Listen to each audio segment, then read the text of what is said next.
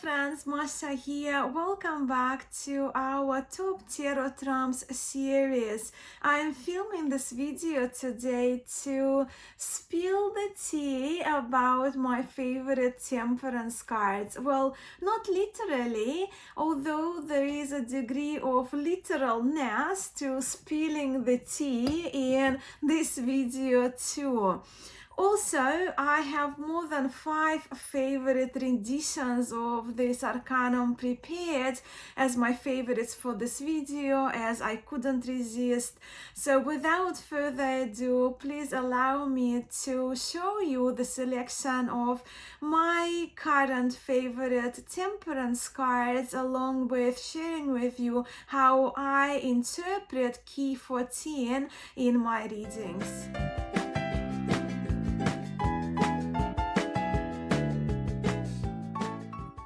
Alright, the first 3 cards I have for today are the ones that you have seen in my Temperance Cards Throughout Centuries feature, and it just feels right to me to share more than one favorite historic depiction of Arcanum 14, as I do very much love my tarot temperances.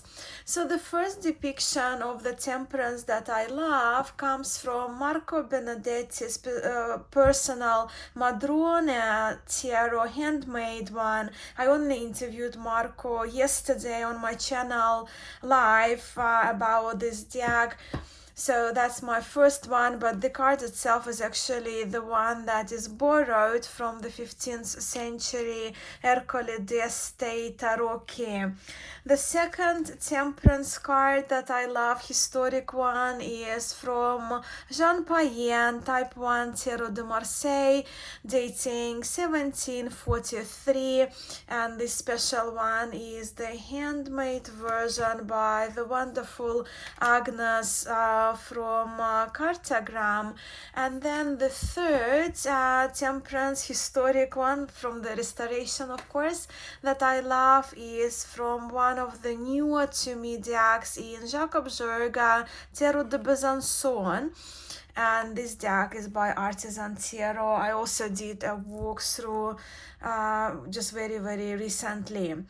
Alright, so they're the 3 historic ones that I love, but when it comes to my understanding and interpretation of this arcanum, I think temperance is an important virtue to live by. I associate it with health, harmony, and well-being. While in the ancient times, temperance as a virtue implied subordination of primal needs and physical desires to higher ideologies and spiritual advancement. This view of the ancient times is too extreme in my opinion. I quite like what Robert M. Place writes about the virtue of temperance instead. Let me just read it. So temperance doesn't represent the denial of desires, but the satisfaction of desires in a way that is healthy and beautiful. And I love that. In my readings, while of course I would need to see the cards surrounding the temperance card, I first examine this card for its function. So what is the function of this figure that we see here? Well, she mixes, she blends, she pours the liquid from one pitcher into the other. She balances the meta and doesn't even spill a drop. So she is that master of precision, and with that perhaps the master of alchemy also, by which I mean simply combining and transforming something into something. So to give you an example of combining, if we we are, let's say, doing a reading about a conflict between two people, between two parties, between two groups, doesn't matter, like conflict between two parties, temperance may suggest combining two views, right? So mixing the opinions, combining the opinions, resulting in a compromise or reconciliation.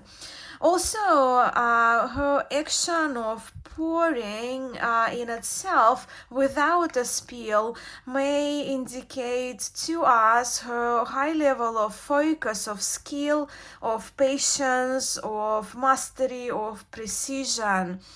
And the flow of liquid itself can also be indicative of being in the flow, right?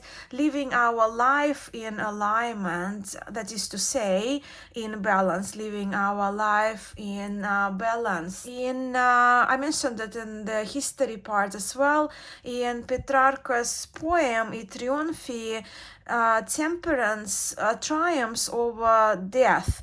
And I like to think about it that she does it through healing and equilibrium that she exudes. But yes, in short, temperance invites us in our readings to take an action towards finding harmony and balance, whether by healing and finding our inner calm. She looks very calm in the three examples that I'm showing you. Also by taking an action by tempering our thoughts, combining forces, connecting the dots, whatever they may be, finding the right for us formula, all depending on the context of the reading that we're doing. So why did I choose this particular historic representations as my favorites? Well, with the first one, I chose this one for her absolutely beautiful glow with the extra saturation and little adjustments that Marco Benedetti made. While this card is from one of the earliest tarots, I find this temperance very relatable personally, as I very much love to sit and to blend my essential oils, and I love making tinctures for healing and as a part of my wellness ritual, so I use those, right? So, and this one is just glowing, so I had to choose this temperance. And these two I love as they exude calmness, right? Calmness and contemplation, leaning over to the left. Again, I mentioned that in the history part, leaning over to the left. So the left is the inside of our body. So with the left side, to me, these two depictions, they signify the reflective, contemplative, harmonious side of temperance. I also love seeing not just the flow of the liquid, but also the flow of the fabric of the dress of these two temperance angels.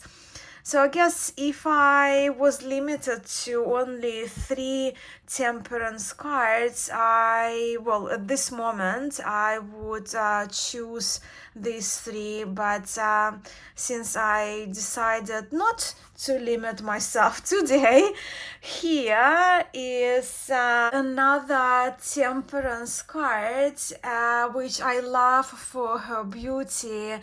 And with that, the incredible skill and magnificent artwork, very inspired artwork too, by Alejandro Rozan. So this temperance is from the medieval Feathers Tarot, published by Blue Angel Publishing, and I started modifying my version, so I do my baking it myself, and I have removed the white borders. But yes, beauty. In the ancient times, temperance was linked with Aphrodite, the goddess of beauty and art, and I like seeing beauty in my Arcanum 14 depictions, and this one is a stunning one, again inspired by historic decks, yet completed so beautifully by a contemporary, very talented artist, Alejandro Rozan. Next temperance I have is shown in a yoga pose, which requires focus and balance.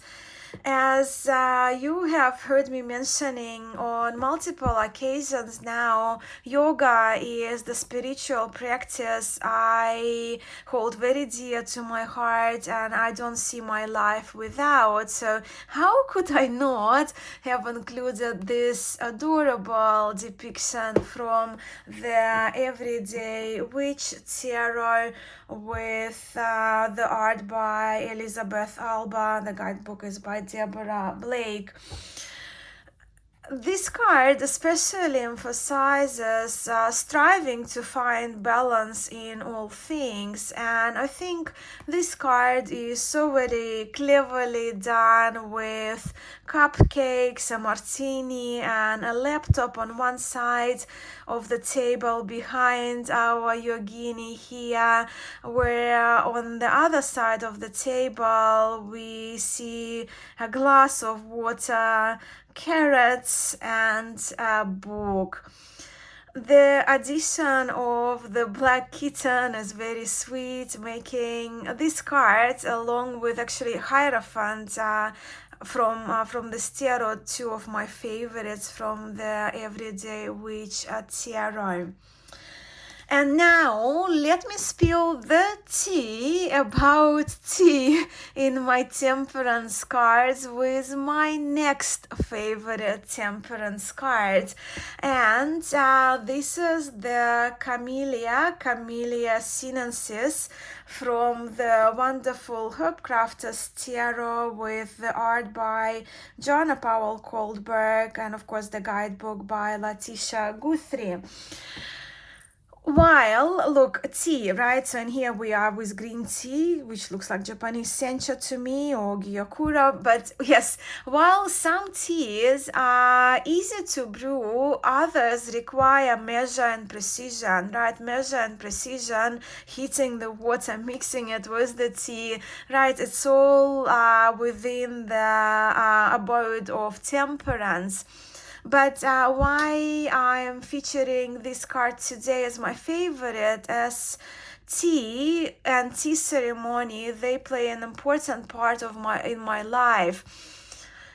Tea came to me in a dream, not just like in a dream, like, okay, go wake up, make yourself a cup of tea. It was a different dream. It was about 8 years ago when I had a dream where I saw leaves, right? Leaves of camellia from the Camellia sinensis plant, which is the tea plant. And the dream was suggestive for me not to make a cup of tea, but to study tea in depth, to understand tea, and to learn a tea ceremony. And this dream of mine was so vivid that I had to follow up on that, which took me the same year to Taiwan, where I learned kind of basic tea ceremonies, different ones, and about varieties of tea in a tea and Zen center. Also in Taiwan, I visited organic tea farms, and one of my favorite oolongs and red teas, they are from Taiwan. In the next years, I visited China to study tea further and was very honored to be served tea by Chan Zen, you can call them Zen monks, who grew it. I also had the chance to learn how to pick tea from the plantations, and I also visited wild tea forests and meditated in the ancient tea garden, and yes, also drank a lot of tea. So yeah, Camellia sinensis, it's the name of the plant, right? Tea comes from the leaves of the plant called Camellia sinensis, which can be a tree or a shrub. In tea forest, I saw like the tea trees can be quite tall, and Camellia sinensis, it has more than 250 species. But the leaves of this plant, they can be processed into white, yellow, green, red, black teas, oolong, and pour teas as well. So I'm kind of, when I talk about tea ceremony, I'm talking about Camellia sinensis, right? And the tea that done by processing the leaves of this plant. I'm not talking about like fruit tea or tisane or herbal tea. To me, tea is medicine for the body, heart, and mind, and tea ceremony in itself about temperance and connection. But then Lu Yu, if you heard about sutras on the tea, right, the famous sage of tea from the ancient time, Lu Yu referred to tea as the sweet dew of heaven, where Shen Nong, the founder, the father of Chinese medicine, named tea the king of medicinal herbs. Big ones, right? So yes, but this tea detour takes us to my next favorite. And this is the Temperance card from the Sakura Spring Tarot from Destiny. This card alone, in fact, made me purchase this adorable deck. I, of course, see myself in this card, tea ceremony, right? And tea ceremony itself, like in itself, how you perform it, right? To me, it's the epitome of temperance as a virtue, Temperance card in tarot. But also, if you think of it, right, why it's the epitome of temperance to me and balance. If you think of it, so many things need to be aligned and be in balance to make a good cup or bowl of tea. To grow tea, right, to grow the plant, we need the appropriate weather conditions. Then we need the right soil. We need to have the proper ecology and the insects. We also need skillful human who is able to pick the tea leaves and process them into the tea, right? So making one thing out of the other, temperance, right? Picking up the tea, processing it, making it into digestible tea to be sold. And then us as tea lovers, makers, consumers, we also need the right, preferably spring, clean water. We need precise temperatures, right?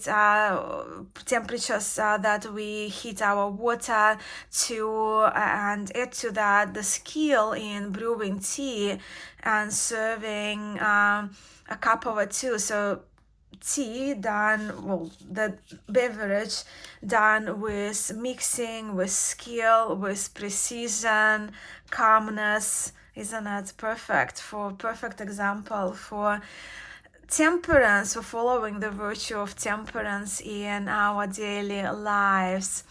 Okay, that's enough about tea. Change of the subject. Let's talk about wine now. So yes, where my last card is concerned, I had to feature the Temperance card portrait with wine. Well, you know, I love my tea, but I very much enjoy red wines also. And traditionally, temperance was mixing or tempering wine with water, allowing us to enjoy wine in a balanced way without getting intoxicated. I myself, when I have a glass of wine, I would have 2 or even 3 glasses of water with it, right? So yes, temperance. And this card, of course, I mentioned it in my in my previous video, but this is from my personal deck, which I completed using AI. And the idea for me behind the trumps of this little deck was to place my beloved living and departed animals, pets, into the places in the world that I especially loved, travel to, or want to visit in the future. So this is my childhood cat, Kata, tempering the beautiful New Zealand Pinot Noir with the pristine New Zealand waters, or that was the idea at least. For my temperance card, featuring actually wine, red wine, which I love. And let me just to recap, to place all of them, all of my favorite temperance cards that I have for today to share with you next to each other.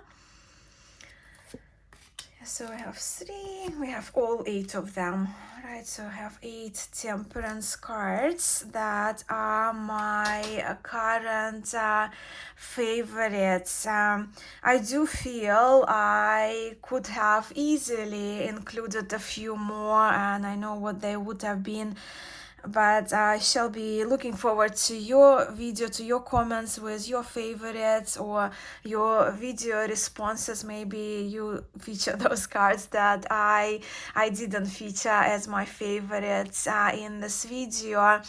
And yeah, I don't feel too bad because these 4 cards I featured before in my previous video, right? So yeah, that's my loophole in a way, that if they featured previously, they count as 1, right? So 1, 2, 3, 4, and 5.